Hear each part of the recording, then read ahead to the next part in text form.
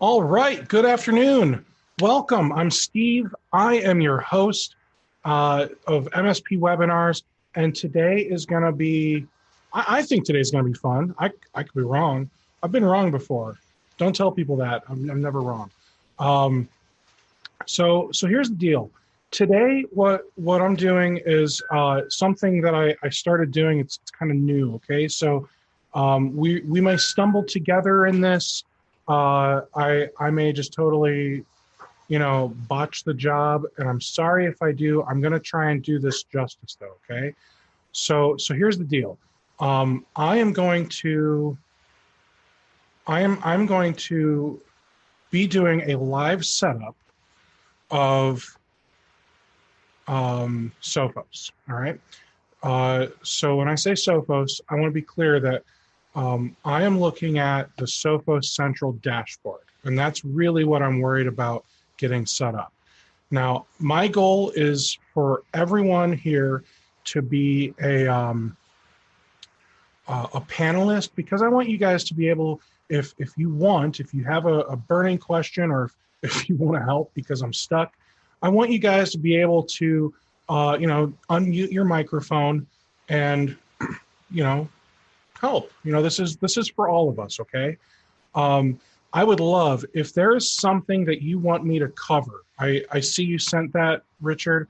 If there's anything you want me to cover moving forward, I'm going to put Richard's in my little notepad, but moving forward, put it in the Q&A, and I will do my best to get to it in like the next 56 minutes. Okay.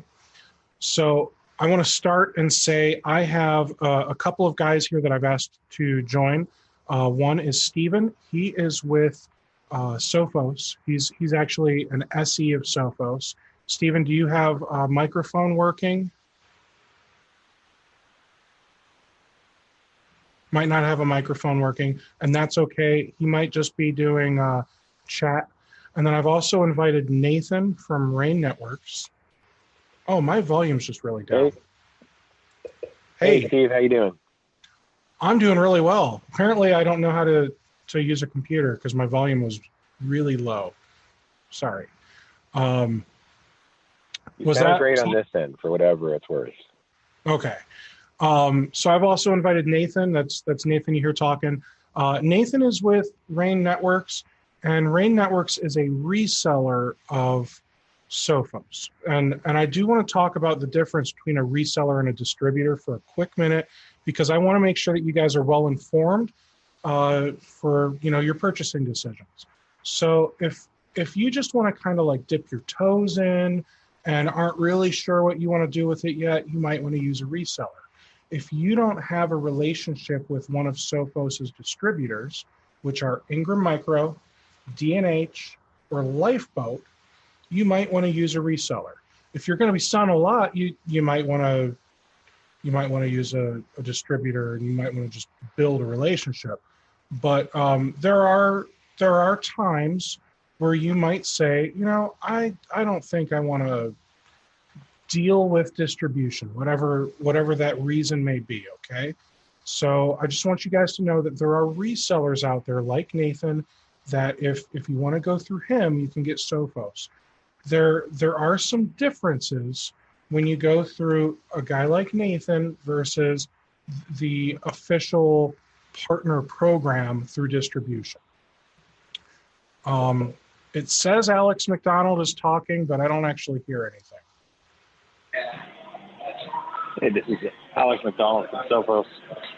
Hey, I didn't see. I'm sorry, Alex. Alex is also here from Sophos, and he may have one of his SEs, sales engineers, with him as well.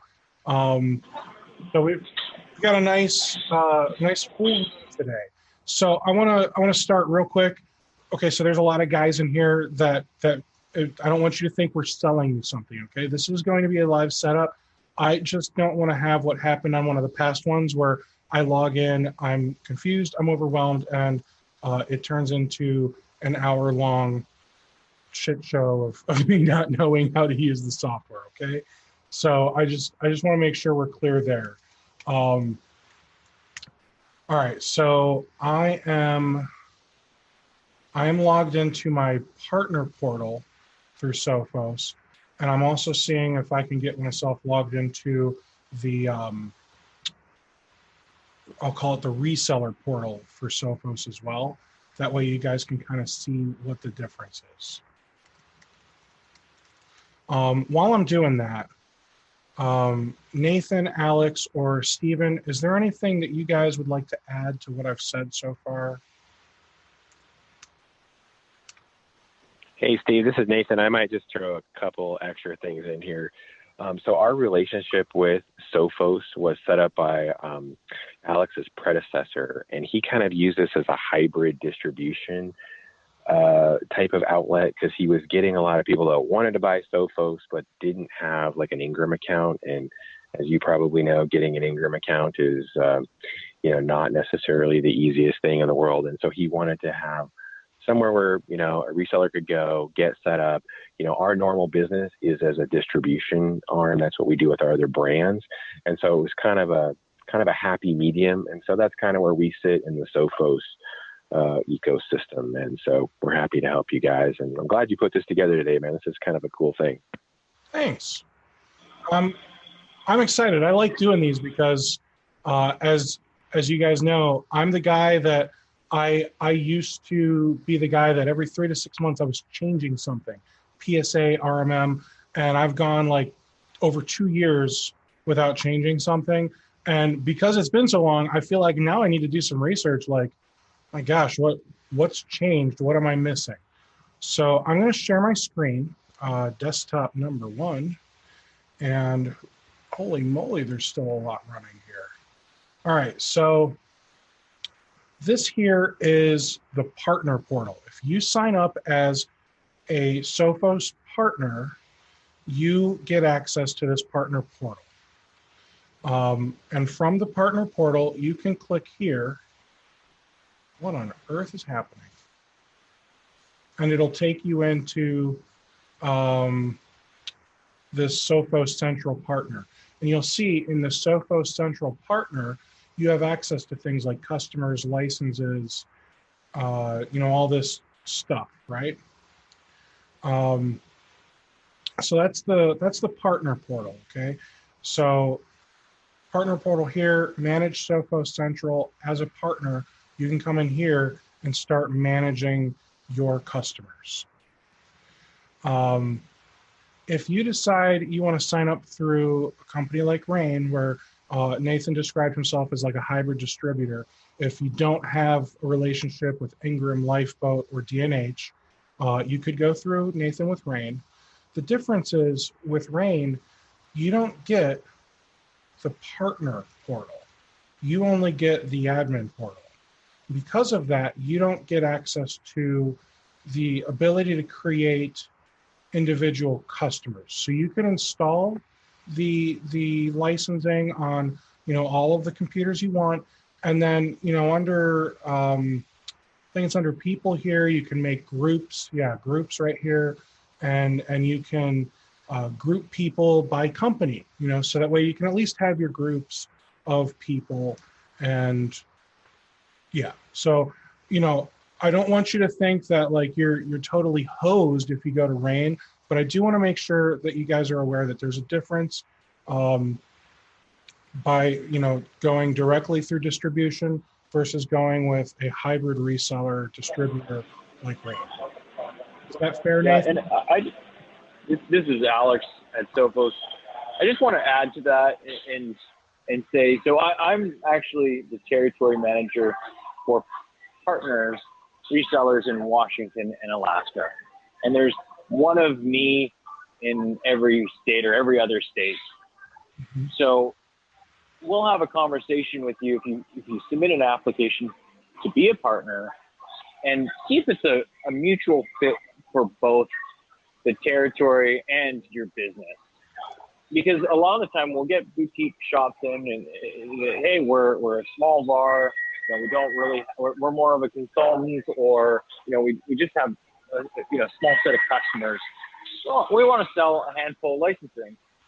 That's probably not the right fit, at least in my territory, to set up as a Sophos reseller. There's a lot of legwork, a lot of administrative stuff. You have to have an agreement with with one of our distribution channels, there's work there.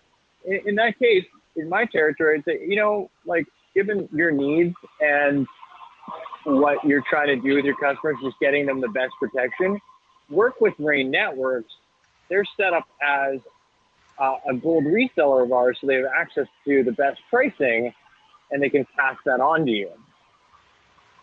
That's different in every region. So if you're working in, say, California or Arkansas, you'll contact your territory manager, so my Sophos counterpart, and they'll give you the same feel, like, hey, does this really fit into your business model to go through the process to set up as reseller?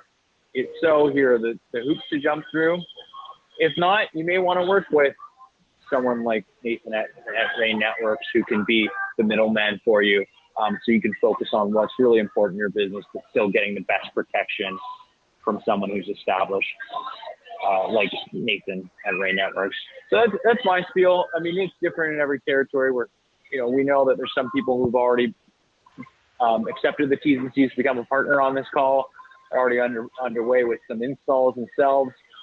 And then there's people that are just kind of dipping the toe in the water and seeing, hey, where does this fit in? So that is the kind of both sides of the coin, if you were, if becoming a reseller or not is the right fit. But yes, Stephen, you're doing a great job so far. I will hand the mic back over to you. Thanks for. Awesome. Thanks so much. So I don't know if I'm on or not. Oh, sorry. Go ahead. Oh, no worries. Yeah, this is Greg Bennett. I'm the territory SC tied to the hip at Alex. And I just want to say, kind of on the points that you were just making with the partner portal versus a non-partner portal, we do have a way of setting up what we call the enterprise dashboard. And it is a way for your customers working through Rain, or the resellers on the call working through Rain, to sub-estate your customers so that you can keep them separate, so that everybody's logical in its own flow. You'll only tap into, Acme Explosives sub-estate, and then you might go into, Fuzzy Bunny Exports sub-estate, or whatever the customers may be. And that way you can keep them logically separate within your dashboard, even if you're not using the partner portal. So there's still a logical flow to it. I just want to kind of highlight that. Awesome. Thank you, Greg. So I see one of the questions. Somebody said, let's see here. Oh, and Richard, I don't know if you want to change it so that way you're chatting with everyone. Right now, you're only sending messages to me. But I do recall seeing he's interested in taking a few minutes to discuss cloud version versus on-prem and local version. So the only thing I really want to cover is, does Sophos Central let you manage devices and policies and et cetera for like the locally owned or on-prem stuff, or is it only Sophos Central stuff? I can field that. So okay. Sophos Central is our cloud-hosted management console. Usually 95% of our businesses, customers, prospects, they want that solution. The other 5% may be state gov or if they're anti-cloud in general, then they'll ask, hey, can we get an on-prem version? Can we make sure that it's hosted, the management console is hosted on site? Yes, we do have an on-prem version. I encourage everyone on this call, if you're a managed service provider or if you're a consultant, lead with, use the central management tool. It's the exact same agent that's installed on devices, whether you're doing it from central, our cloud version, or on-prem, but it's just going to be a whole lot easier. And what we're showing you today is that cloud management console. I'll tell you this too, our roadmap is very focused on Sophos Central, the cloud version. So I can't read too much into where the product development is going to take both products. We try to keep it feature parity. For the most part, new customers and the revenue is coming from cloud, so that's where a lot of R&D is going. Perfect. All right, so what I'd like to do now is I think we've kind of talked enough let's kind of show people around a little bit. So as I said before, when you log in to the partner portal, you go to partnerportal.sophos.com, and that takes you right into your partner portal. I believe they require, I could be wrong, but everything's got 2FA these days. So set up your Authy, your Duo, and use the 2FA. And from the partner portal, in order to do, they call it Sophos Central Flex, which is basically like their monthly, like as a service type stuff for the hardware licensing for firewalls, wireless APs, etc., and also for the central endpoint, etc., etc. You have to pass some training. So you would have to come in here to your training and certification and take some training. And when you get signed up as a partner, they'll help walk you through all that. Okay, so it was actually really cool.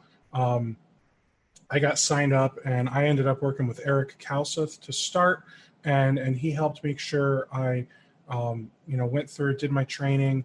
I actually signed up for an account with Lifeboat. I did that. I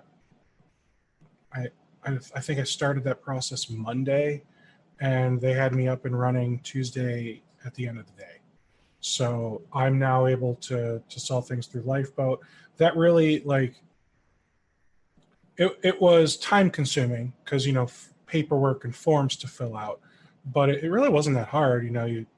So I was able to go through and get myself a plan with Lifeboat. Anything that you're going to do through like the Sophos MSP stuff through Lifeboat, where they're charging you monthly, Lifeboat requires you to have terms. So you're gonna have to set yourself up with terms, not credit card. So that may throw a wrench in things for some people. It went okay for me. So when you click this Manage Sophos Central button, it takes you right into your Sophos Central Partner Portal. And as I mentioned earlier, right off the get-go through Rain, I didn't have access to, Sophos Central customers and licenses, et cetera, et cetera. Apparently, there's a way to do an enterprise portal through Rain Networks if you go through a hybrid distributor reseller like them. In here, you can pop in and you can make yourself all the customers you want, and it's really easy. I already made a couple. Create a monthly account. It's really just this form. You do a name, address, Jim Johnson,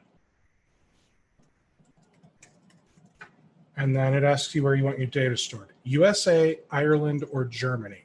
And I believe those will basically help you comply with GDPR or anything that they have in EU, and then or Britain when Brexit finally happens, or like HIPAA or other US regulations. So I think that's why they were kind of strategic in having those 3 storage locations. Once you pick a storage location, it's not allowed to change. Okay, so don't just choose Ireland if you're in the USA to be a weenie. Once you do that, you click next. It asks you what type of licensing you want to use. So there's Intercept X, Endpoint Protection. Those are 2 separate products. Intercept X Advanced is the combination of both products. And the EDR is where it's got, and I can't think of the name of what EDR stands for, but it's basically it lets you see like a SOC SIM type of scenario where you get to see, like, here's exactly what this stupid exploit did to the computer, and give you the ability, thank you, Nathan, endpoint detection and response, and give you the ability to roll things back and have a better understanding of what went wrong and how. So feel free to check the chat, because I'm sure that some of the guys like Nathan's putting things in there. So you would hit I accept, you would hit create monthly customer, and then it would say, no problem, we'll have this created in just a moment. And then you literally, you go back to your dashboard and it's done. So it says just a moment, but it's done very quickly. Let me put myself on do not disturb, because that's not embarrassing at all. Okay, so if you select one of these companies, I think is what you got to kind of do. So like we select it with the checkbox. Only one of them though. Then you can launch Sophos Central Admin. So for example, I'll come in here to sample company, because I'll be able to change this later if I want or not, delete things. It really doesn't matter. I don't want to screw up my own company though right now. That's all I know. So it asks, what do I want to do? Let's get started. Well, I guess I want to install some endpoint protection. And it's got the ability for me to download this installer. So that seems easy. Now, if I right click and copy this link address, can I come onto this computer, paste the link address, and have it just magically work? Or does it want to be like signed in? We will see. It lets me just magically download it. Okay, so we are now downloading the Sophos setup software onto a Windows computer. Now I'm going to run it. It was only 1.5 megs, so that was easy. Yes, I want to run it. You guys are seeing my screen, right? I don't want to do this for an hour and then realize you're not seeing anything. Okay, cool. Thanks, guys. All right, so with this version, as you saw, I clicked to download the complete Windows installer. You can choose components. You know, do you not want Intercept X for whatever reason, or do you not want the device encryption? I wanted it all, so I did the complete installer, and now I'll hit install. And now what it's going to do is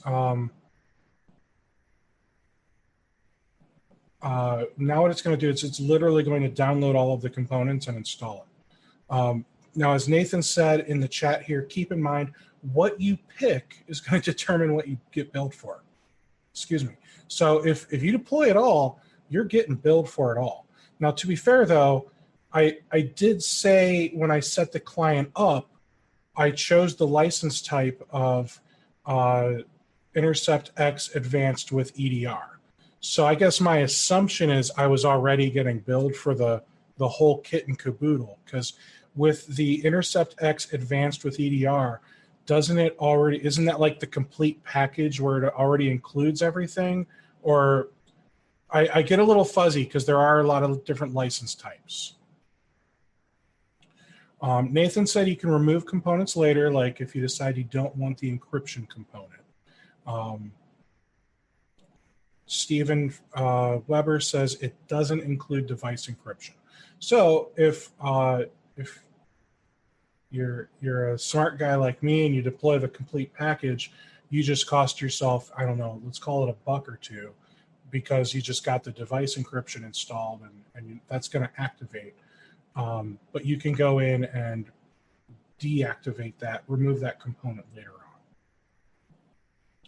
So now when I come in here and I go to devices, we are going to see it, but we're probably not able to do a whole lot with it yet, because, I mean, as you see, it's still downloading. It's still installing stuff. And I'll be honest, the one computer system that I did this on, just so that way I could, you know, like the cooking show, like, all right, we're going to put it in the oven now and start our timer for 35 minutes. And here's what it looks like when it comes out of the oven. So here, if I come over to my RAIN Networks central dashboard, you'll see under devices, I've got this device here, and you'll see this one has a green checkbox. This one doesn't, right? So, so this one, I've already got it on here. And if I click on this guy's name, this is where it lets me see how everything's working from what I can tell. So that's pretty much the difference. The only thing I did on this dashboard, I just want to make sure we're full disclosure here. All I did was pull this one out of the oven. Okay, so this is running default policy with everything installed, complete installation, just like this one is trying to. So, yeah. Any questions so far on what I've just done? Feel free to put things into the Q&A section. I will keep an eye on the Q&A section to let me click on that one more time. Here's the Q&A section. Okay. Okay, so it doesn't look like any questions so far. So as you can see, whether I'm in the partner version or the non-partner version, the RAIN Networks version, both of these central admin portals look the same.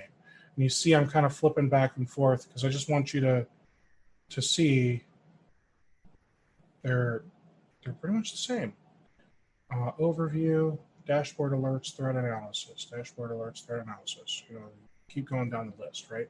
So let's look at the RAIN one, since this is the one I already had deployed.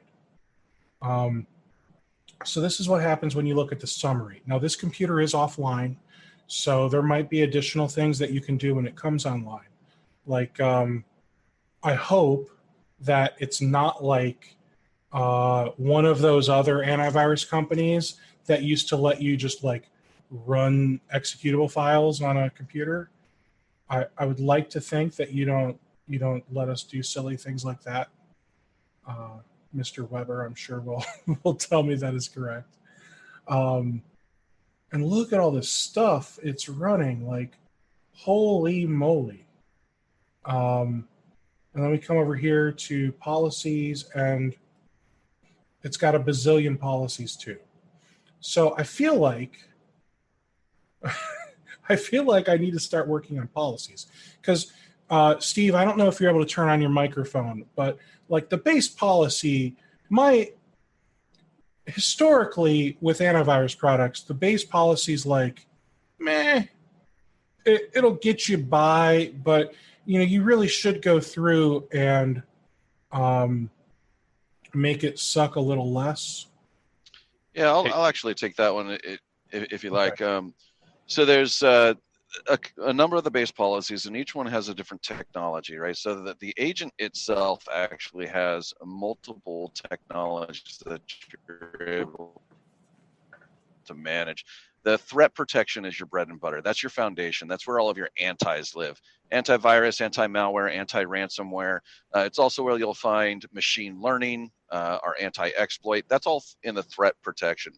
That is by default configured to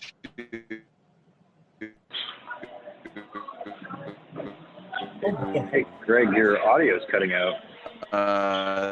There's a button in there where we actually set to default recommended best practices. Really? Right?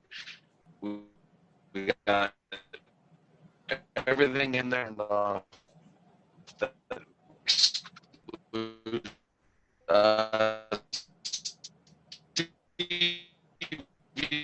Then. Okay, so Greg, your audio was super bad. Like, yeah, I can answer that for him on there. This is Steve Thank Weber. So the default option that you're going to have selected on there is that use recommended settings. So I see you've already unchecked your use recommended settings inside of there. I swear I didn't. Yeah, so that is on by default. The use recommended settings inside here. So the only two options you're going to want to take a look at are going to be at the top for MSP accounts that are brand new. The first one you're going to definitely want to turn on is going to be that deep learning component. which is off at the moment, and we're letting people turn it on. It will automatically go into the real-time scanning here in the near future. The active adversary we leave off right now because it can cause some additional false positives on there. So while it's kind of in a training mode, we're letting people turn it on if they so choose. Got it. And when we deploy this, I don't really feel like it's not really looking for, that I can tell, any other antivirus. In fact, it installed right next to my Bitdefender. So I think that answers Richard's question, where is there any check for other companies' AV already installed, or does that have to be done and checked manually? So there is a competitive removal tool. If it is an AV that we pick up and detect on there, we will attempt to remove it as long as the tamper protection is disabled from that device. If that's the full-blown Bitdefender, not like a home version, it should be something that we detect and would say, hey, this needs to be removed before we can actually install on there. I don't know what version of Bitdefender is on there, so I can't really answer that one. It's the Bitdefender Gravity Zone, but it may have the tamper protect turned on. So that might be why you weren't able to do anything. It's possible. Yeah, it's something we can definitely take a look at, but yes, we do have a third-party removal tool built into the agent as well. Nice. Okay. Okay, so then when I come down, I see it's got some options that are not included in the recommended settings. Now, recommended settings, like if I don't touch these or study these or anything, this is basically just saying that we're looking for everything, because it looks like everything's just on. All the boxes are green, all the boxes are checked. So all of this live protection, real-time scanning, remediation stuff is just enabled. Correct. Okay, so that's what you guys mean by best practice. It's not necessarily best practice of this is what we've found allows the computers to perform optimally. It's we're a security company. This is everything enabled. Deal with it. This is best. This is recommended. Right. So this is the recommended setting.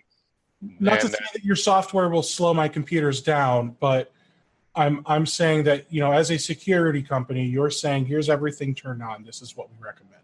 Correct. And then the ones that we don't have, you'll see at the top, and we'll give you the notes on what's going on with those, that we are going to be gradually releasing it to be switched on automatically. Same with the other. And then the other components down here, such as device isolation, scheduled scanning, those are things we let you take control of. Everybody might not want, as soon as something goes wrong on their device, for it to go into a self-isolate. So it can't get to any other devices on the network and can't get out to the internet.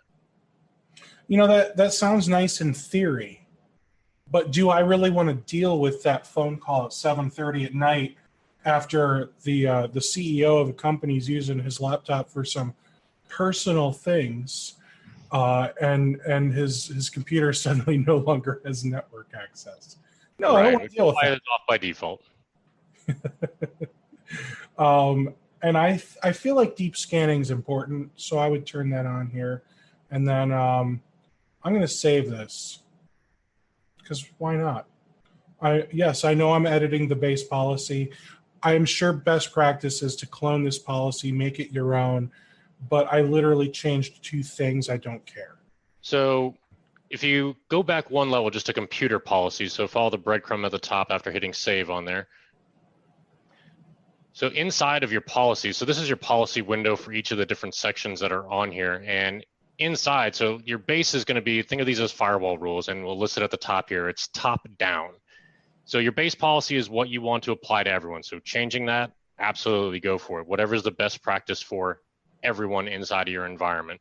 From there, you can add policies and layer on by either user, groups of users, and this could be AD integrated as well, or computer or groups of computers. So you can get very specific above that policy to say, this particular threat protection, so if you do want to use device isolation for everyone else, except have a policy for that CEO that you don't want to get that call from in the middle of the night, you can turn that off for his specific computer. So if I add a policy and I say this is a threat protection policy, this would be, I assume since we're talking about the CEO, this would be a user policy. And then I hit continue. and I would choose the user. I'll just pick me and hit the little next button, give it a name. Horn is A-OK. Save. And oh, I guess I need to go in here to settings. So here's again, where all your defaults will be inside of there, and you can decide what you want on, what you don't want on, what your schedules are. And you can clone your existing one, so you keep all your base changes that you made on the existing, and then make some slight changes to this one. And then if I hit save, and then this one's on top. So do I reorder these or? You can't reorder below the base policy. So we're top down. So just like a firewall, first rule that matches. So in this case, on your top rule, if it matches that one user, yourself, this is the policy that's going to be enforced. Anybody else, because we don't have any other rule, goes to the base. Okay, so it is a one policy per policy type, per device or user. Per device or user. So let's say you created a computer policy above that one. You created a brand new policy on here and you did it by computer. And that CEO logged onto that computer, but that policy was above and it still had isolation on there. He would still get isolated, even though we have a specific policy for him that would be below that policy. And so let me do this. Computer. And make sure you move it over to the assigned. Oh, I didn't really care. I'm just screwing around. Right. So, okay, so we can move them around and the base policy just stays at the bottom. So Correct. basically, okay, so now I'm understanding. So if you need to have a policy that is to specific companies, then you can do that using specific policies. You can clone this base policy and then, you know, add the people that you want, and then come over to settings and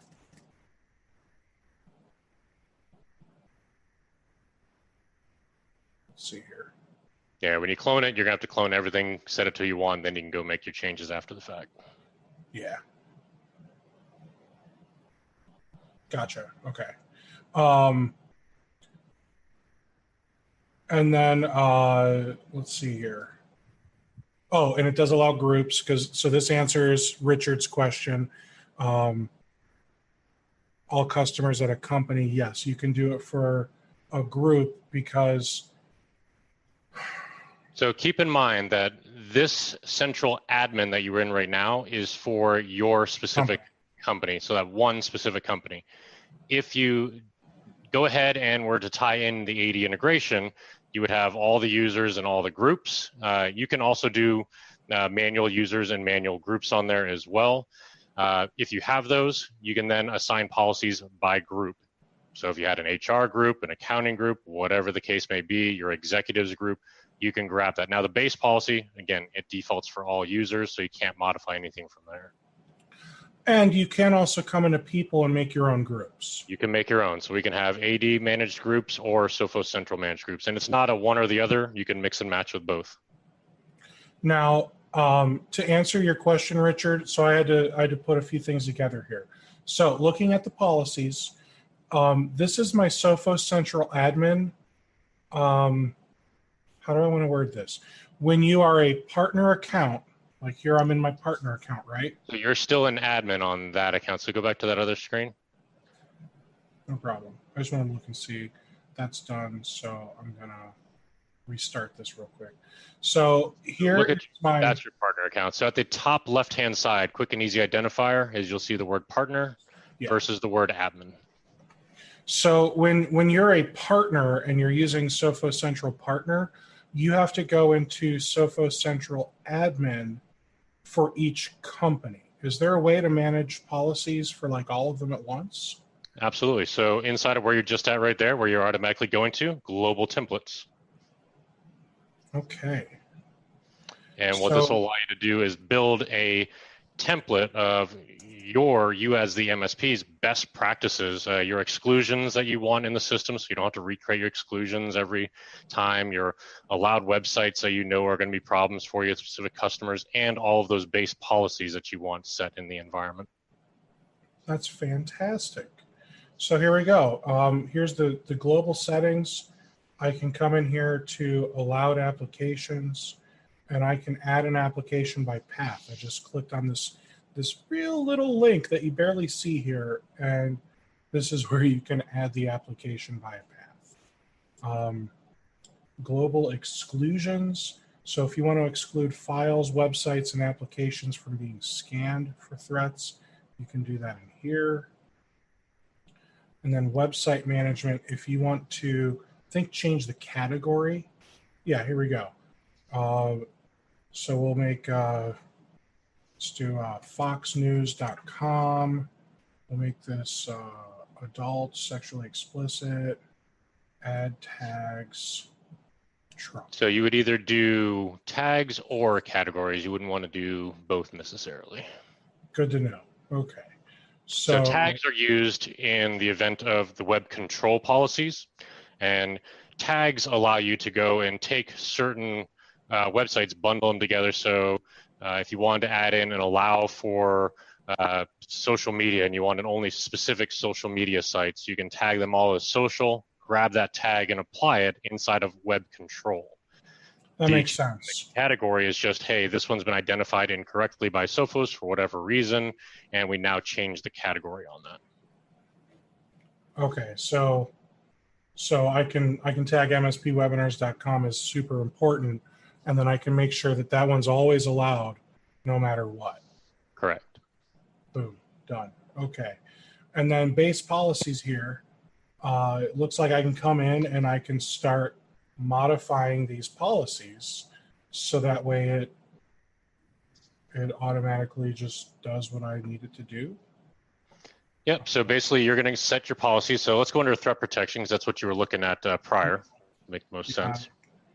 Yeah, I looked at the top one. I got excited. So we'll go and pick all of our settings on here, and let's make a couple changes. Let's go ahead and enable isolation and scheduled scanning, and then just go ahead and save this at the top, and we'll show you how this applies.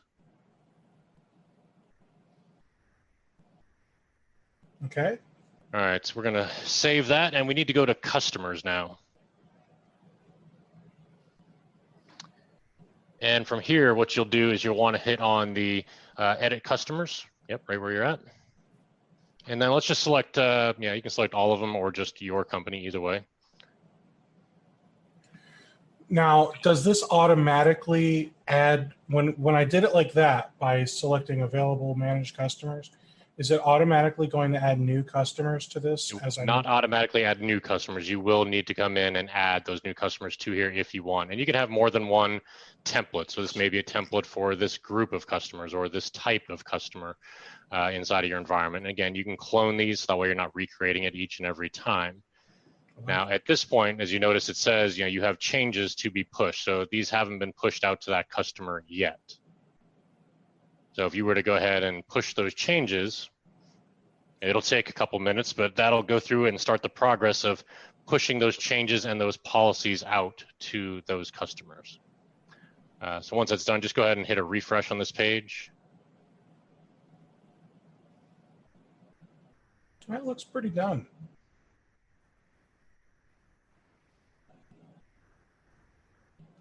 Not yet. So it hasn't gotten to this one yet. All right, showing complete there. Let's just do another refresh on that page. On the central admin page, sorry.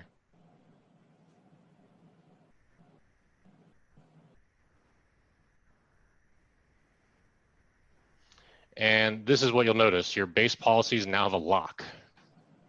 Oh. So if you do give a customer access, they can't modify your base policies inside of there. These are set by you as a partner, and it will be noted as such above. I like that. That is really nice. So I can give them admin access so that way they can pop in here. And what that gives them the ability to do is they can still at least look and see, okay, what computers do I have this on? holy cow, there's a big red, exclamation point. This one's critical. What's going on? And they can come in here and figure this out, but they're not able to change my policies, and that's important. So this is good.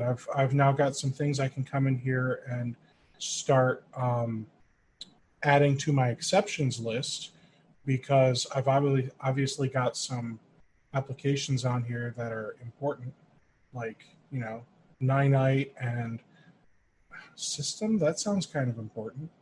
Like, I'm going to have to figure out why some of these things are getting blocked.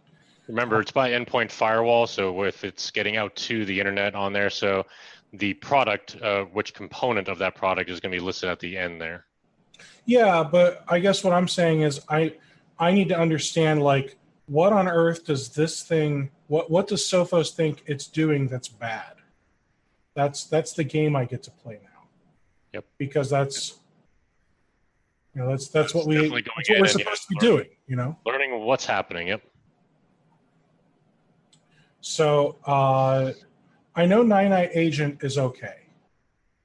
I need to now figure out how to, first of all, I got to find Ninite agent in the application list somewhere, so I know where it's being installed to. Unless it's in the events somewhere, that'd be helpful. OneDrive was blocked. Like, come on, guys. All right, so it'd be really helpful if I could see, like, the application path. Am I missing that somewhere? No, so the application path is not going to be listed inside of there, and we're probably blocking a lot more on here than is going to be needed, because we didn't actually go through all of our global templates before we actually pushed it out to those endpoints.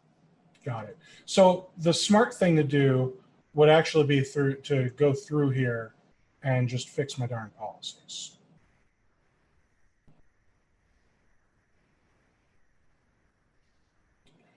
Okay, so monitor only. Yep, so that should be fine. So it's a monitor only mode. Web control. Block risky downloads. What do you guys consider risky? It's going to be anything such as executables, and you can come through here and see all the different components of what's not allowed as far as risky inside of the environment. And any of those, you can take our best practices on there, or go in and specify yourself, which is what most people end up doing. Gotcha.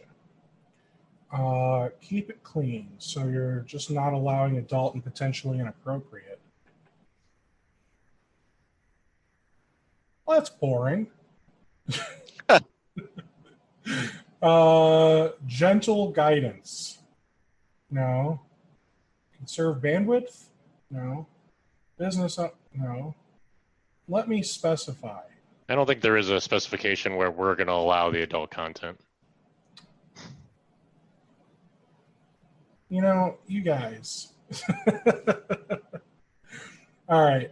Protect against data loss. It's allowing data sharing. So it's allowing downloads and web-based email. Okay.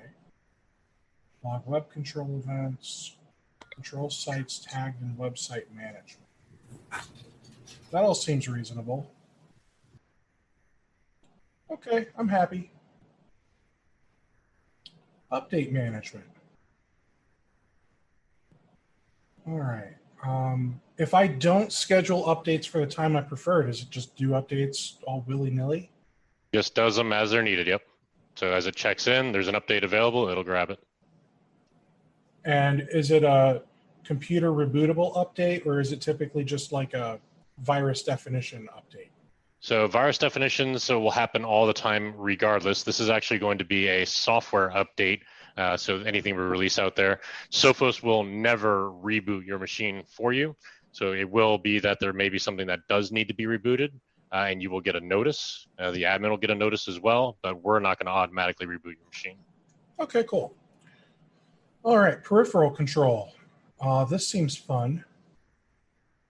I wouldn't mind monitoring. Like I'll get something in the event log then where I'm notified somebody, floppy drive. Really, guys? somebody put in a floppy disk to the computer. Come on.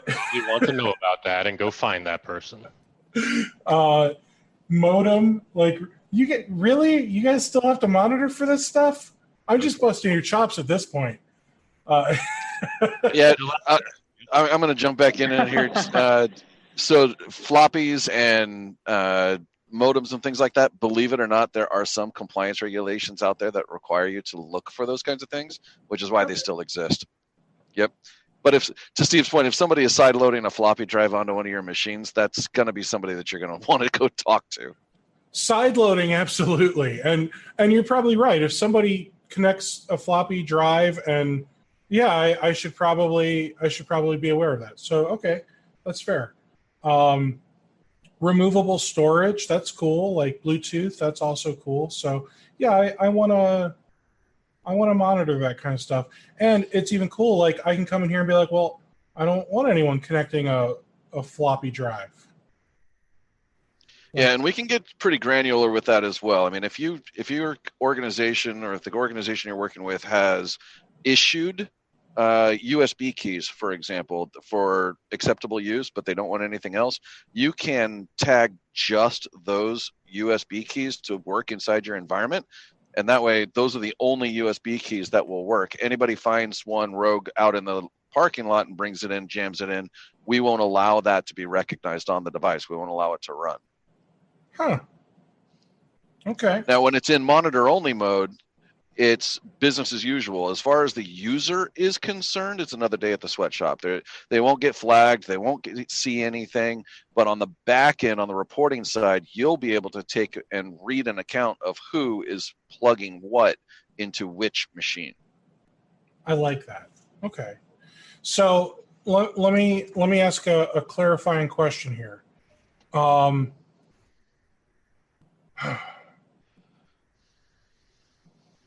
Modem. Is this saying that if somebody plugs in a physical modem, that I'm being notified, or is this saying that there's already a modem, but if they use the modem, I'm being notified? I want to understand. I'm sure there's a difference. I'm trying to understand the difference. So based on what you're using inside here, if they're using the peripheral, so if you have it in monitor only but do not block, anytime that peripheral is loaded up, it's on the machine, you are going to get a notification that, hey, whether it's already installed, it's internal, USB, whatever the case, you're going to have an alert. So it's not going to be an alert or anything emailed to you. It's just an event log flag that, hey, this modem on this device, is available. Okay. So under wireless, for example, so typically, like let's talk about laptops. Laptops already have a wireless adapter built into it. So is this saying it's if I do block, this is straight up saying no, you're not allowed to use your wireless, correct? Correct. Okay. And if I do block bridged, dumb question, is mobile hotspot considered a bridge? No, block bridged is in the event that if you've got a laptop with an RJ45 cable sticking out of the back of it, we will disable the wireless adapter so that it's not active and reaching out and nobody can sit in a parking lot and piggyback into an open bridge on a wireless. Now, as soon as you unplug that RJ45 out of the back, we re-enable the wireless adapter so that you can associate with a local SSID and continue to get your job done. Okay. And that's block bridged. Correct. Okay. And then monitor would, when it comes to monitor, it doesn't care about any of these changes I just made because now it's in monitor only mode. So what that's telling me, I think, is anytime somebody connects, reconnects, changes SIDs, everything, it's going to notify me in the event log? No, if it changes SIDs and things of that nature, you're not going to get notified on the wireless portion. It's truly just an adapter thing. Okay. Well, then I'll put it on monitor for now. I may play later because I just want to understand the difference between all of these. Okay, and the last one here is application control. Detect So, controlled application. Oh, I'm sorry. Go ahead. no, I was going to say that, so these are executable applications that can be launched on the device. And if you click into the edit list, which is in the top center, there you go. On the left-hand side, you've got all of the categories, and then on the right-hand side will be the applications that are within that category. So I like to pick on Internet Explorers personally. They're in alphabetical order. You'll identify, I believe the last time I opened one of these, it was still at 91 internet browsers that we've identified out there in the world. You can lock it down so that only Firefox, Google Chrome, and IE11 will run. So if somebody does try to launch the Opera browser or whatever, we will not allow that application to run. Right now, internet browsers can be a little bit tongue-in-cheek, but it's easy to articulate what we're doing here. Where I do see this used, if you scroll down on the left-hand side, we can control things like proxies and VPN tools. So you can stop the anonymization of traffic within the organization. You can turn off things like NordVPN or hide my IP and things of that nature. You can also control things like telnet clients, PuTTY, and so forth and so on. The reason those are important are because a lot of the threats that we see today are what they're calling live off the LAN, LAN, right? And a hacker will gain access through whatever means, a fish port, an open RDP port, whatever. But once they're in, they are using system acceptable tools like PuTTY to navigate around within the organization. Well, not everybody needs the ability to PuTTY, right? Bob down in the mail room probably shouldn't need the ability to PuTTY because he'll never have to use it. So you can stop that from happening. Gotcha. And unless I have an end user that is using one of these things, like the Sonic Wall VPN, or probably Meraki's in this list somewhere, et cetera, it's safe for me to check all these boxes because exactly. It's not like I'm providing home user end support. I'm preventing people from connecting to a proxy or a VPN and doing something stupid. Precisely. And this is an active list that we maintain. The way that we identify our applications are signature based. So at the bottom of the right-hand list, you will see a bottom of every one within every category. It says all future applications that are added to this list. So that way you don't have to maintain, when we release this 90-second internet browser, if you have that button checked, it will automatically deny it as soon as it's populated into that list. That's awesome. Oh, I see that here. So now check this box under control new apps. So now I can save that list and everything's happy there. Now, detect controlled application when users access them. So obviously if I've added something to this list, it would be foolish not to check this box, correct? Correct. That's first we identify what it is that you want us to look for. Now you're telling us when do you want us to look for it. So when they actively go to activate that application or access that application, that's when we're going to stand up and notice. Now we can do one of two things when we do take note. The first button there is kind of consider it a monitor only, allow but do not block. They're not going to experience any difference. They're going to be able to run NordVPN or they're going to be able to run the Opera browser without interruption. But you're going to be notified that somebody is doing so. And again, we'll tell you who on which machine, right? Or we can block the application. So this is kind of a let it run for a little bit, see what it's going to do in your environment. And then once you're comfortable with the result, you can switch it to block. And now we will deny those accesses. Awesome. And then if I hit block instead of just being notified, and I just want to clarify, when you say notified, I assume you're talking about in this events report. Correct. Yeah, it'll be in a log event report. Yeah, we're not going to spam you with email or anything like that, but you'll be able to come back in here a week later, generate that list and take a look and see what's going on. Maybe somebody's surfing the Tor browser on their lunch break. You would be able to see that and then go and talk to them and block it. I like it. Okay, and then so block sounds cool. I like blocking because I'm that what do they call it? The admin Draconian or whatever. That, Big brother. yes, I like to be Big Brother. Now, do I have to check this one here during scheduled and on-demand scans if I'm doing it when users access them? You don't. What that will do is if you are doing scheduled scans, it doesn't need to launch in order for us to flag it. So with that mark checked or that toggle switch, we're saying even if it's installed, we're going to let you know that it's there. Now that's on a scheduled scan though. Okay. And then I see here, if I want to request an application, it opens up a whole new window. Here's where I can pop in and say, hey guys, can you also block Candy Crush for me? And you'll add it to the list. You'll maybe add it to the list.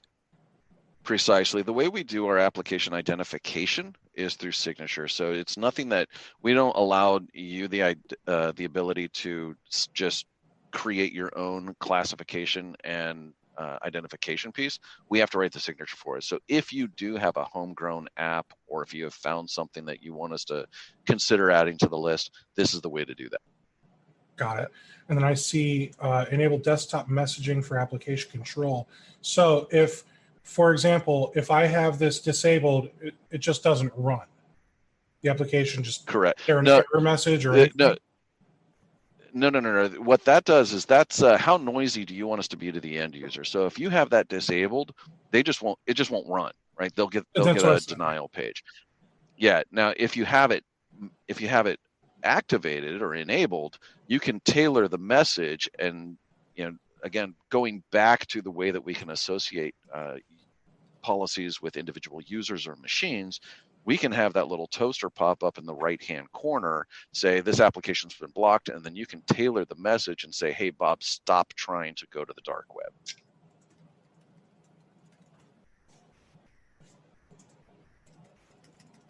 Oh, character limit. Okay, so I can save this one.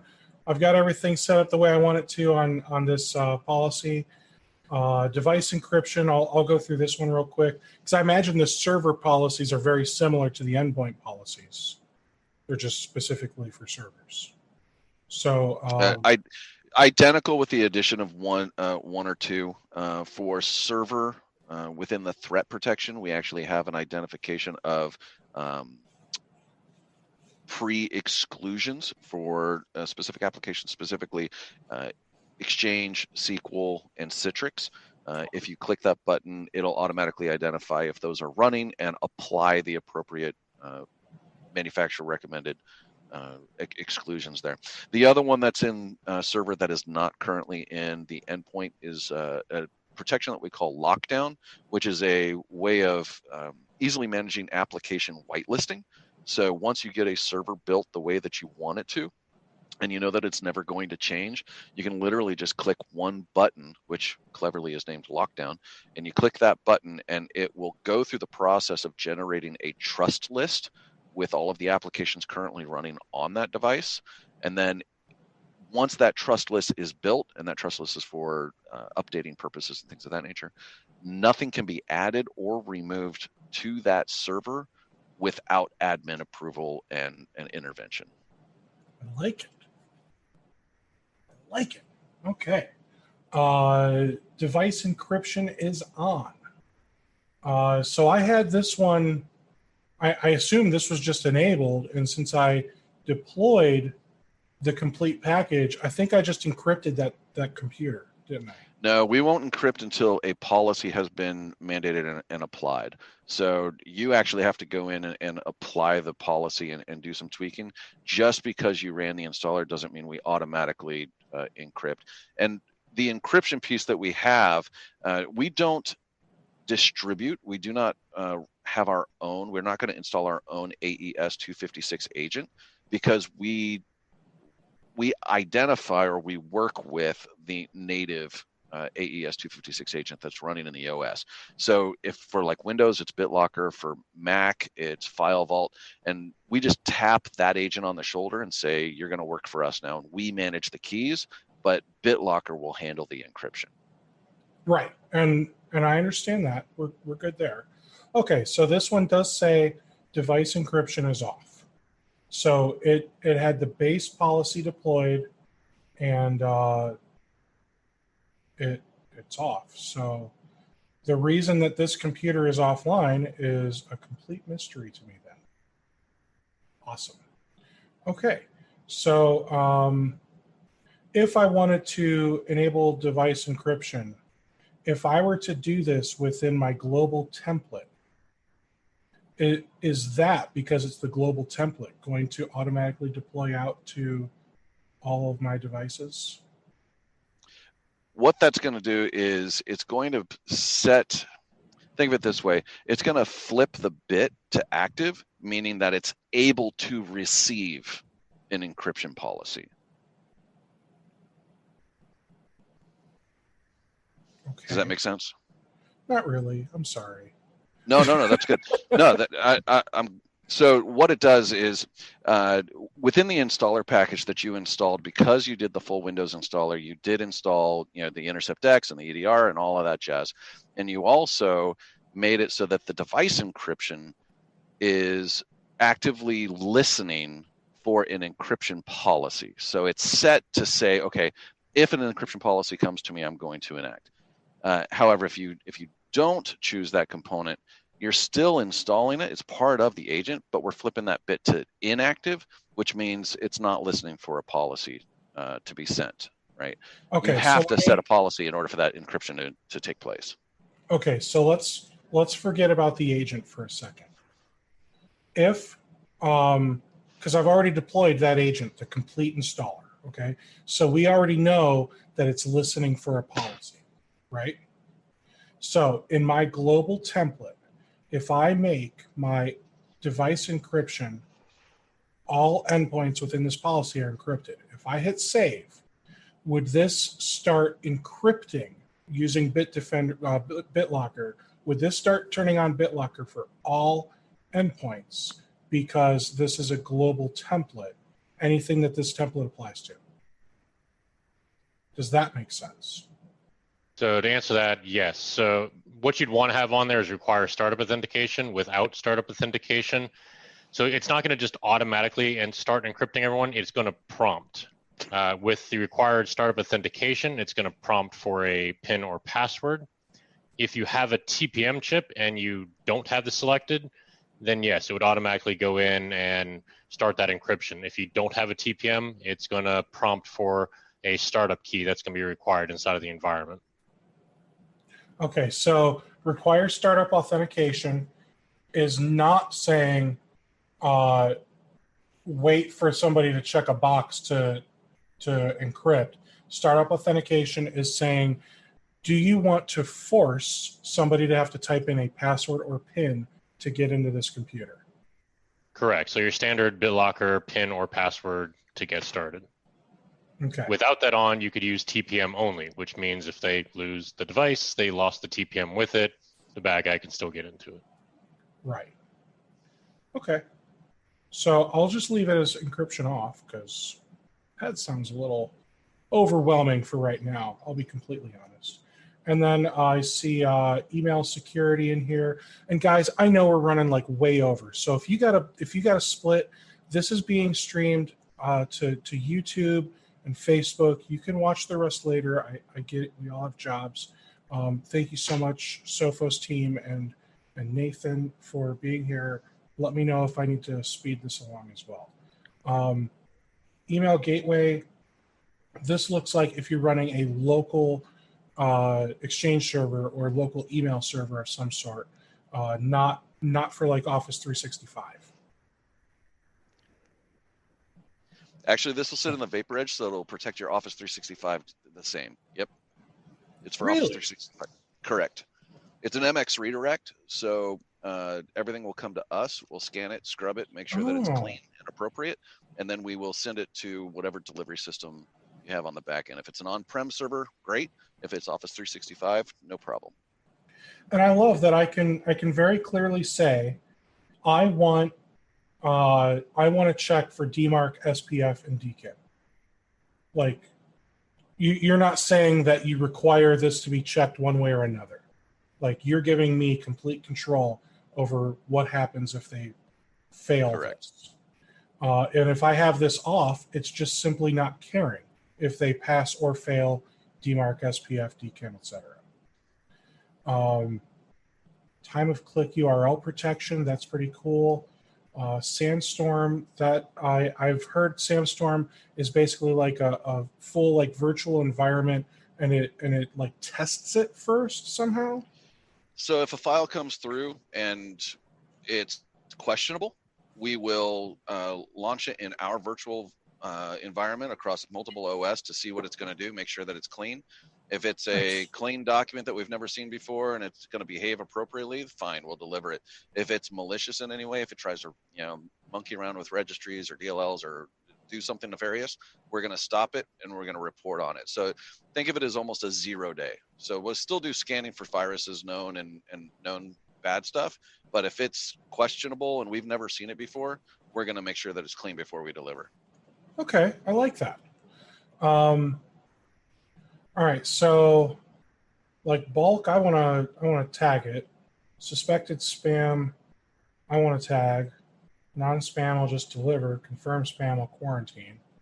And smart banners. Now, I remember the good old days of reflection. Is this that thing where back in the reflection days where it would have that do you want to block this guy or allow this guy kind of thing that went into like the footer of every email that you received? Yeah, that's it. So this is built off of the reflection platform. So yes, if it comes through, you can set a smart banner that says, it's green, yellow, red. If it's red, hey, use extreme caution when playing with this email. Gotcha. Awesome. Okay.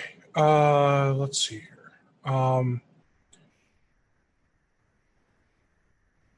Cool. Now, firewalls.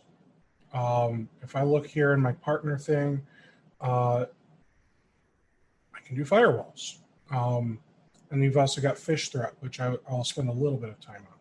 So with firewalls, I don't have any. So is there anything I can really look through in here? No. Well, no, you can see the dashboard as we're seeing, but as it would see. The firewalls are going to be connections with our XG platform. Correct. You would be able to associate the XG platform within your Sophos Central, and it will give you single-click management. So if you have multiple firewalls for an organization, they would all be listed, 1, 2, 3, 4 right there in the console, and you would be able to click into each one with single sign-on. It'll go right into the management interface of that firewall. Greg, I thought you said you were going to send me a XG145W. so we could do this. We'll see if we can't get one in the mail for you. No, just to clarify. Yeah, I don't need anything that big. Steve, I think this is such an awesome presentation. The firewall presentation itself would be another hour. So really? I would suggest, why don't you do, there's a whole lot of security policies and cool things you can do with Sophos XG Firewall and the management of that. There are videos, there are a ton of resources on our website. Oh, you are already set up as a Sophos partner. The partner portal has those resources as well as how-to videos.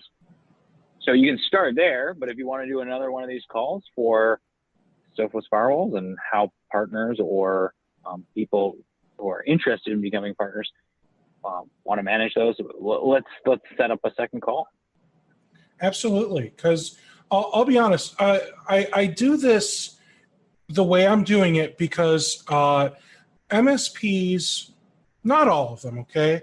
I'm going to say many MSPs are the kind of guys that, I'll even say we, because I'm notorious for this too, don't have time to, read the manual and watch the videos on how to use things or actually pay attention as we go through the training that we're required. We just answer the questions and hope we get our 80%. when we're setting this stuff up, it's literally we just fly by the seat of our pants, and we deploy it to a network, a client network, our network, client device, our device, whatever we have available to us, and we just kind of hope for the best.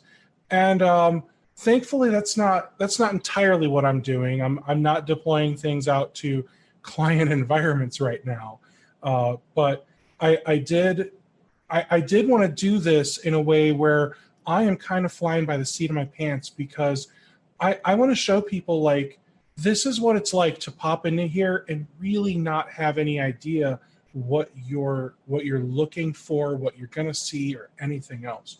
So if you think firewalls would take a lot of time, and obviously I can't even do anything because I don't have a firewall. I can't look at like the management. The reason firewalls would take it because it's a full firewall, right? Oh, sure. It's a full firewall that sits at a network edge, but it's also a UTM, so it can do web content management. It does web application management. It does, it can be an email gateway.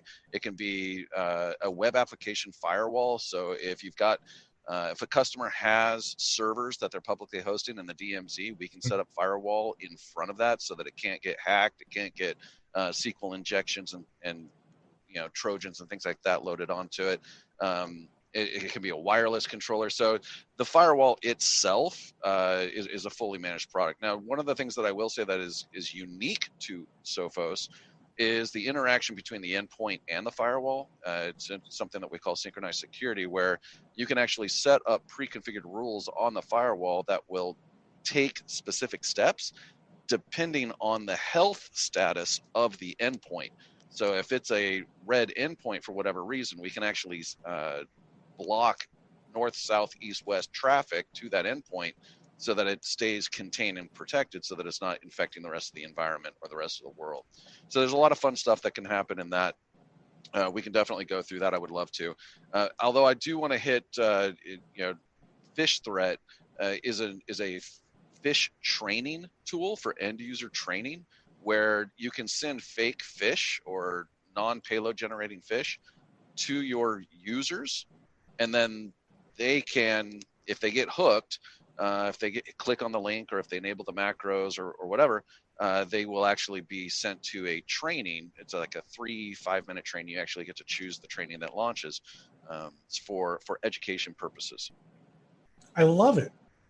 So if they get hooked, they're literally like, bad Steve, now learn what you did wrong and how to not do it again. Exactly. And it's the very first page is, hey, that wasn't a fish, but gosh, it sure could have been. Please take this training to complete your education, right? And if they skip it, if they just X out of it and don't do it, they will be sent email reminders, hey, you have that training pending that you haven't done. So it kind of gets annoying. But it only makes them do the training if they're dumb enough to get fit. Exactly. Right? And there is and a like plugin in there.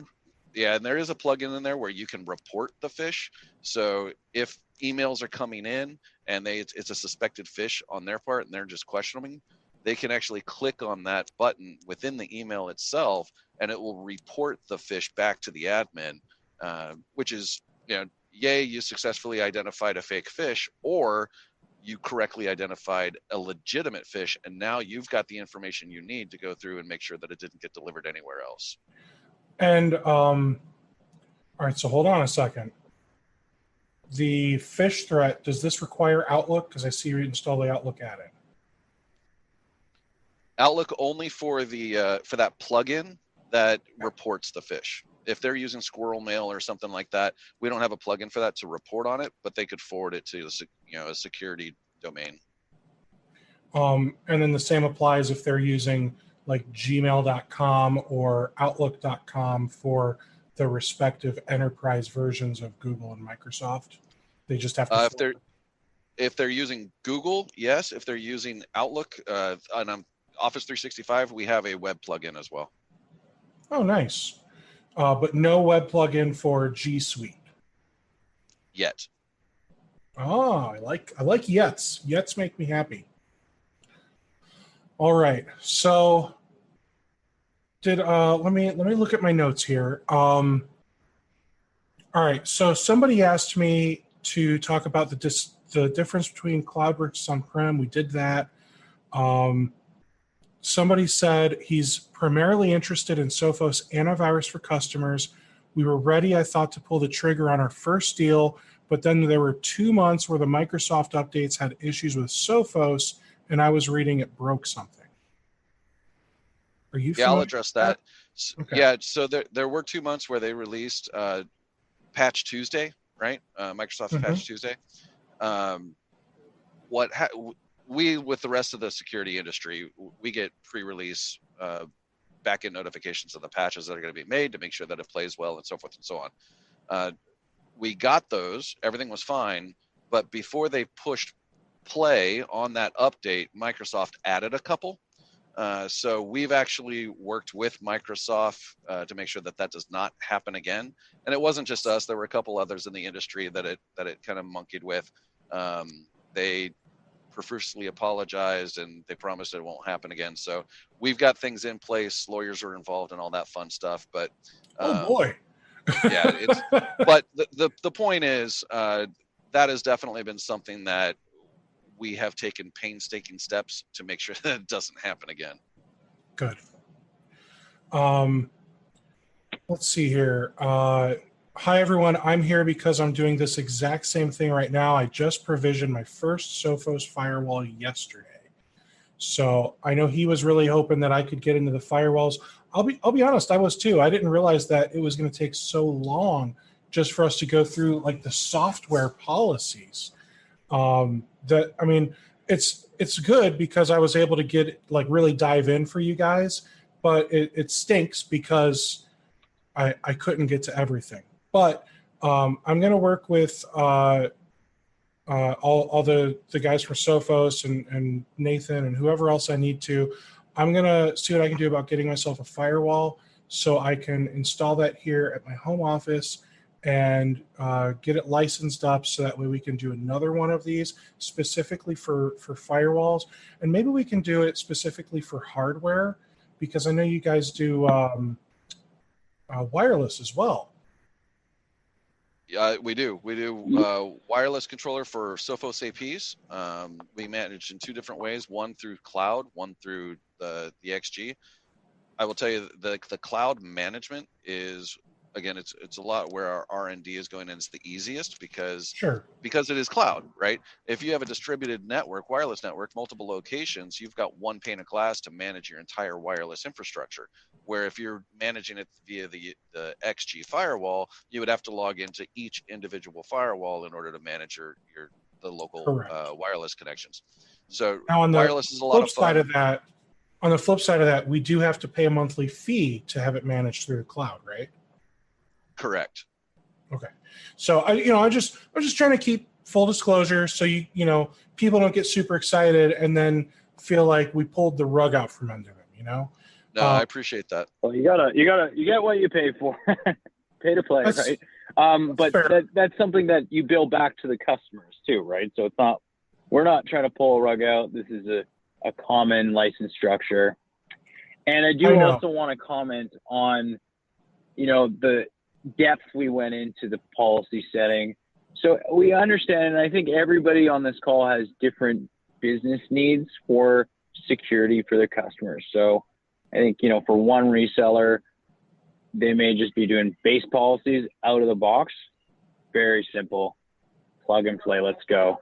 Some of the other people on this call are going to dive into individual policies for each one of our services within the endpoint protection. Oh, yeah, for sure. Same goes for firewall, right? So there might be guys out there that are running like their own SOC internally. So maybe they want to configure this thing to have the logs also get fed into their SIM and whatever else. So no, I think that's fair. Because we scale up and we work with Fortune 500 companies, but we also work with organizations that are a small home business. So we have that flexibility. You can really dive into the weeds on all of our products. And I don't want people to be deterred by the fact that, the Sophos firewall, that takes a little bit of time to walk through that management interface as well. But we can, spend an hour on it. We can spend 10 hours on it. It's as complex as you want to make it, but it's as simple as you want to make it too. So I would encourage everybody on this call, if you're an existing partner, in your partner portal, it'll show you who your territory rep is, and you can talk to them about doing one-on-ones and understanding this technology based on your business. If you're a prospective partner on this call, you go to our Google Sophos partner application. You can fill one out and speak with your territory manager at Sophos and understand if it's the right fit. But otherwise, contact Steve on this call, contact the Sophos team. We are 100% channel first. Exactly. If you want to work with an established partner already and avoid a lot of the setup, Rain Networks is one of many partners in the area. So I'm your local Washington rep, Alex McDonald. If you're in another state, you'll have somebody just like me doing the exact same job. So thank you guys. I just want to say thank you. I have to jump off, but my information will be sent over to Stephen and Rain and Nathan at Rain. So let me know if you need anything if you're based out of Washington. Perfect. And that section you're on right there, Steve, if you notice there's an MSP hub right below your account manager and a partner quick links. Another good section for new MSPs to get a lot of good information and specific towards the MSP Flex program. So I'll ask the question. I'm sure some of these guys are wondering. Do you see a future where you allow us to get XG or wireless AP hardware at a monthly payment?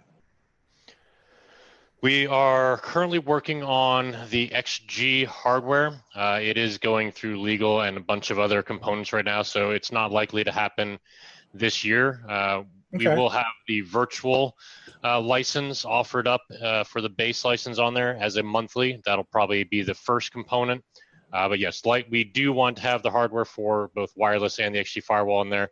It's just amazing in how much legal and financial tape you got to go through on that. That's fair. All right. Let's see here. I'm just looking through some more. Ingram is the same as Lifeboat, where they only accept terms, net 30 or whatever, on the monthly charges for things like Sophos Flex program. Okay, so you got to have terms or credit card for the appliance purchases. Let's see here. Steve, you said that it doesn't include device encryption. We talked about that earlier, and it was Intercept X Advanced with EDR. So it includes a bunch of stuff, but it doesn't include the device encryption. Correct. The Intercept X Advanced with EDR is going to be your endpoint protection, the next gen Intercept X component on there, as well as the EDR. So the recording of all the different devices, bringing all that information up to Sophos Central so that you can use that for your threat hunting. So if we found something on one endpoint, you can go and look, does that exist on any other endpoints as well? Gotcha. And you also mentioned that the default bandwidth is only 256K.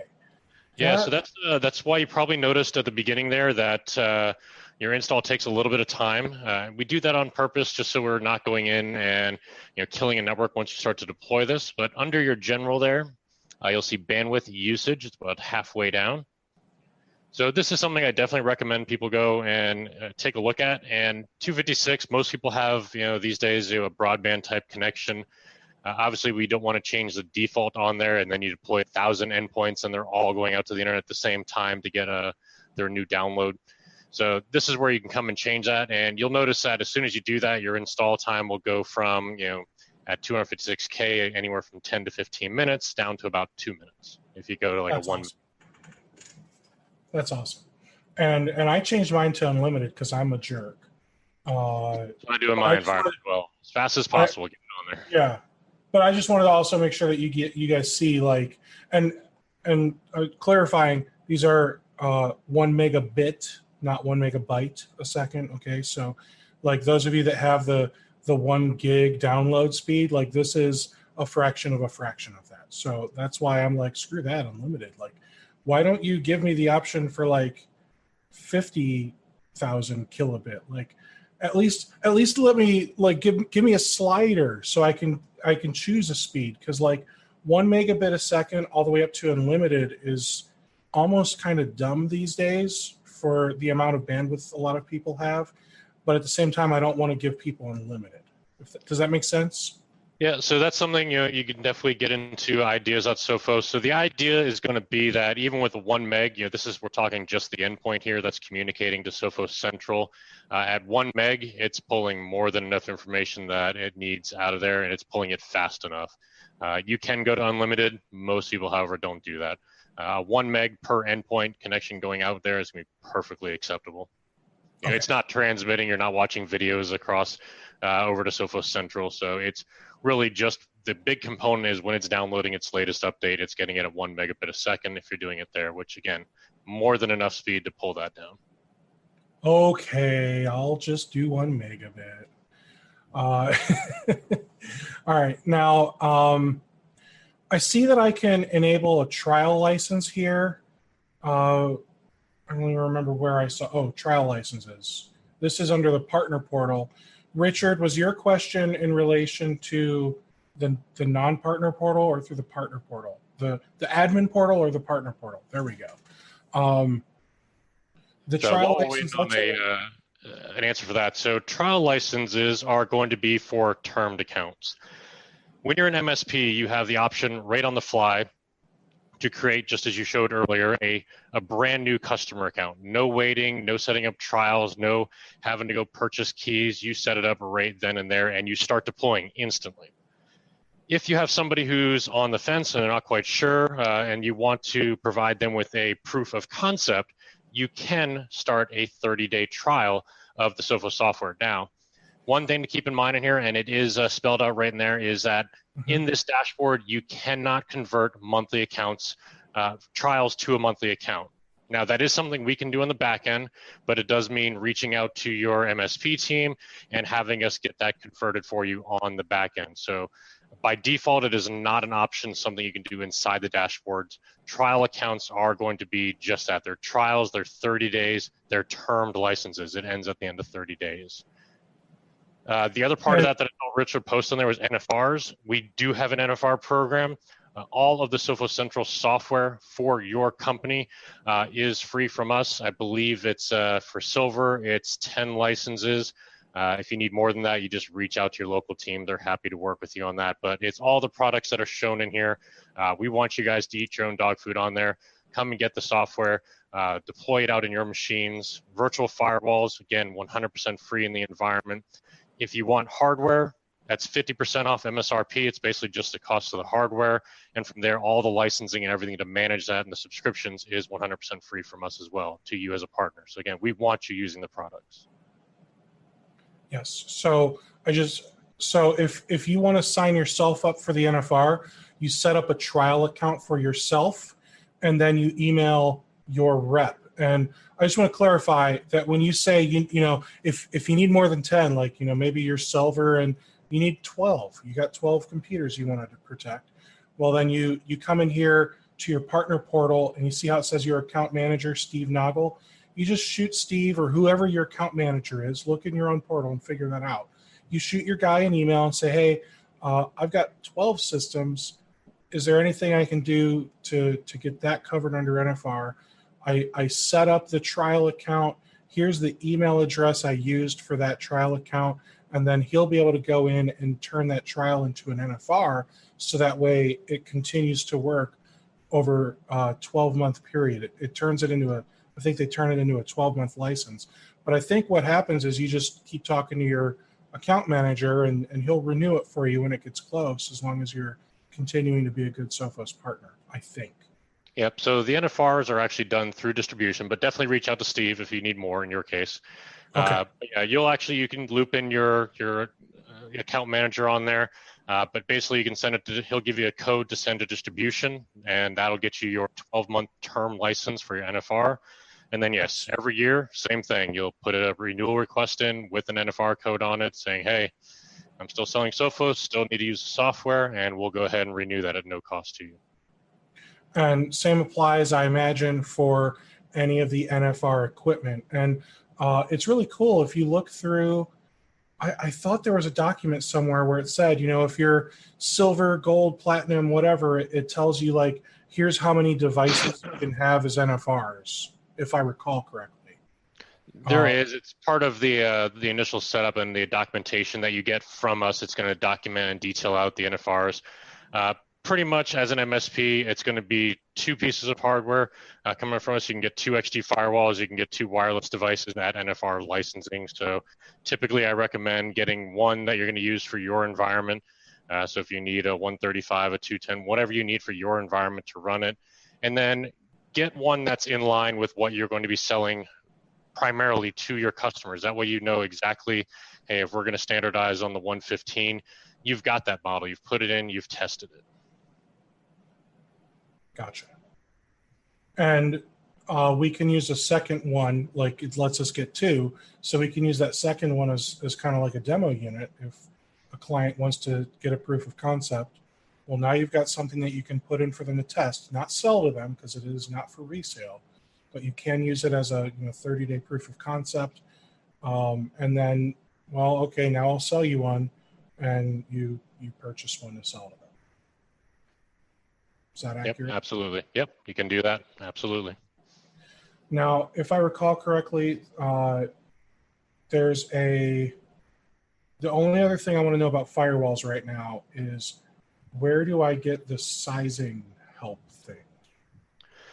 So sizing is all going to be on the website itself. So if you go to sophos.com, there's not really, we have an older sizing guide, which was for one of our older model firewalls. Essentially what you're going to do is you're going to come into the components here, hit compare firewalls at the top. And each one of these different sections, so if you come into your desktop models, your 1U models, whatever the case may be, are going to give you all the information, all the bandwidth, the throughput requirements for those particular devices, and you can go ahead and get the full specs for that. Okay. So NGFW, I usually know what this stands for. I think it's Next Gen Firewall. Yep. Next Gen Firewall. But for whatever reason, my brain immediately says to itself, no good firewall. I don't know why. I don't know why, but I just thought I'd let you know. So you can talk to Gartner on that one. They're the ones that come up with these terms. So fair. All right. So I see like the max throughput of VPN is 360. The max throughput of the next gen firewall is 480. AV is 450. Okay. So let's just look at 2 of them. Next gen firewall is 480 and AV is 450. If I enable both of those things, is my max throughput simply 450, or is it even lower because it's a combination of the 2? Greg, I'm going to let you take that one since you probably do more sizing than I do these days. Yeah, absolutely. So think of it not as a additive. It's more of, so next gen firewall is going to be AV as well as the other components within the UTM. That's what makes up a next gen firewall according to Gartner. So that's why that one's going to be a little lower. What I would do is when I do my sizing, and I'll tell the customer straight up, I'm going to assume that over the course of time, you're going to turn everything on. So I look at what is this thing rated for with all systems running, intrusion prevention services, AV scanning across the top, HTTPS decrypt and scan of websites, and because those are going to be the things that are going to chew up the most cycles in the hardware itself, IPS signature application, and then the HTTPS decrypt and scan. So that's where I tend to look, find out that rating and figure out what's going to be the best fit for that bandwidth environment. And that rating, so with all of those things turned on, that's the NGFW, right?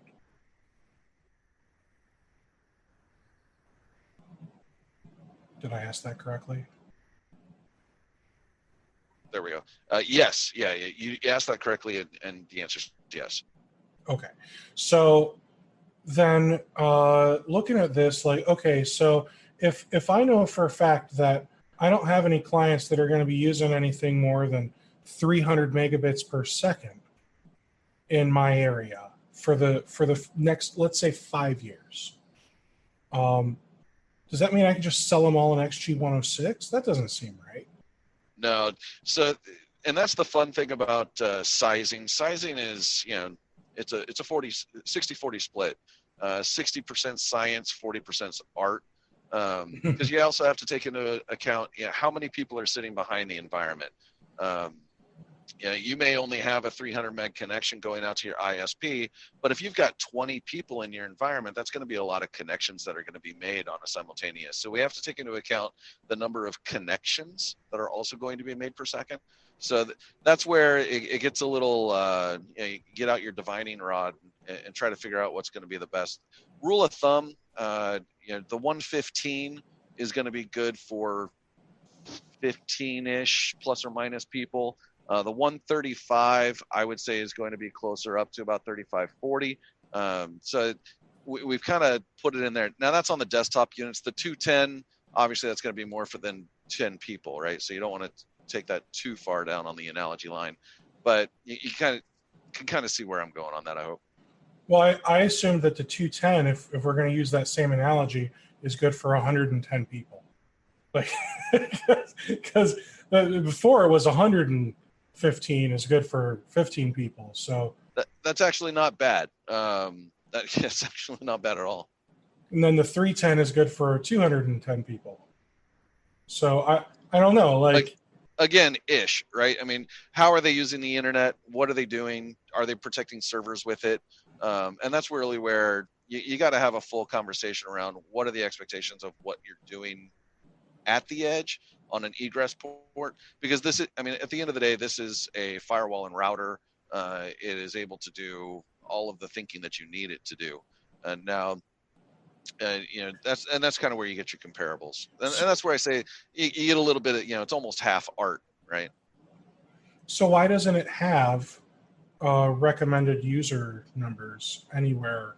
Like, it's not in what I was just looking at. It's not in See More Specs. Like, because as soon as you put it in print, it's taken as gospel. Fair. Okay. Now, to layer on top of that, I mean, I have, when I was the SE for Florida here, I've got a customer that was only 12 users that is on a 310.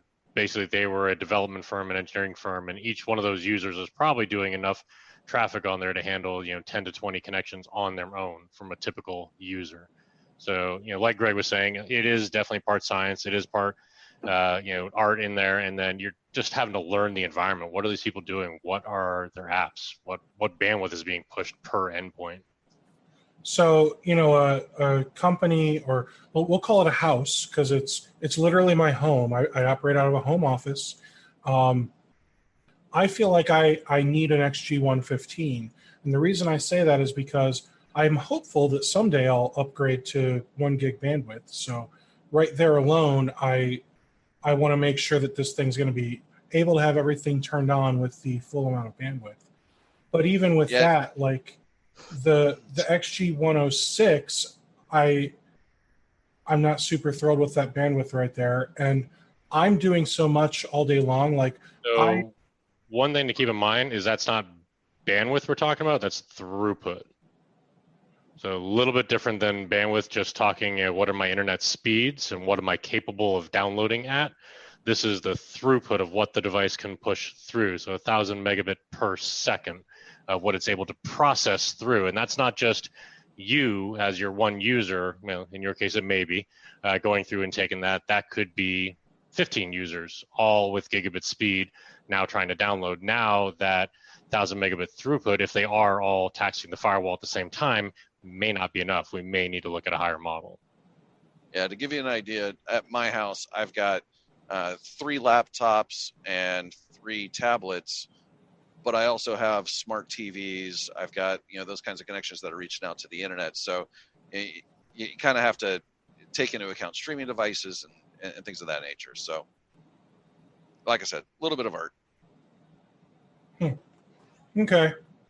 Well, then I'm going to have a conversation with someone here to figure out which model I need because I have no idea. I'm using. I went out because I'm so angry with this. This is my cable modem. It's an Eris DG. Oh my gosh, I don't have my glasses on. DG2470, and I was like, this thing sucks. Like the Wi-Fi was always like earlier when Greg it started doing like that where everything just got real janky. Like my Wi-Fi would do that like every 5 minutes with that modem using the Wi-Fi that was built in. So I was like, you know what? I don't need one of these fancy Sophos boxes. And I went out and I got myself this Asus, I think it's like an RX88U or something like that. It's a $350 gaming router, okay? And let me tell you, I have zero problems now. Like my internet connection is glorious. But the one thing that I want to show this to you guys because I want you to understand, like this is literally where we as MSPs, this is just perfect because I'm going to come in here and I'm going to go to AI protection, network protection. You're going to see malicious site blocking is off. And the reason for that is it's literally on or off. That's it. I cannot say only prevent these websites or these are exclusions, nothing. It's either on or off. So like, yeah, you can go out and get one of these fancy $350 routers for your client and it's got a little bit of protection built in. Like it blocked, it prevented something because I tried going to a client's website and the client's website was hacked.